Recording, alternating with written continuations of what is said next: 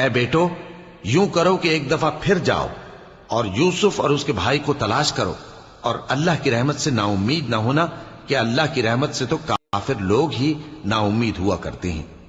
پھر جب وہ یوسف کے پاس گئے تو کہنے لگے کہ اے عزیز، ہمیں اور ہمارے اہل و عیال کو بڑی تکلیف ہو رہی ہے، اور ہم یہ تھوڑا سا سرمایہ لائے ہیں، آپ ہمیں اس کے عوض پورا غلہ دے دیجئے اور ہم پر خیرات کیجئے کہ اللہ خیرات کرنے والوں کو ثواب دیتا ہے۔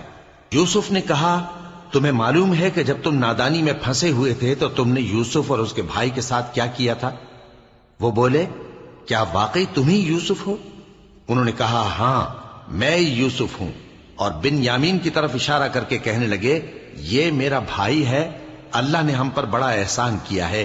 جو شخص اللہ سے ڈرتا اور صبر کرتا ہے تو اللہ نیکوکاروں کا اجر ضائع نہیں کرتا۔ وہ بولے، اللہ کی قسم، اللہ نے تم کو ہم پر فضیلت بخشی ہے، اور بے شک ہم خطا کار تھے۔ یوسف نے کہا کہ آج کے دن تم پر کوئی ملامت نہیں، اللہ تم کو معاف کرے، اور وہ سب سے بڑھ کر رحم کرنے والا ہے۔ یہ میرا کرتا لے جاؤ، پھر اسے والد صاحب کے منہ پر ڈال دینا تو وہ بینا ہو جائیں گے، اور اپنے تمام اہل و عیال کو میرے پاس لے آؤ۔ اور جب قافلہ مصر سے روانہ ہوا تو ان کے والد کہنے لگے کہ اگر مجھ کو یہ نہ کہو کہ بوڑھا بہک گیا ہے تو مجھے تو یوسف کی بو آ رہی ہے۔ وہ بولے کہ واللہ آپ اسی قدیم غلطی میں مبتلا ہیں۔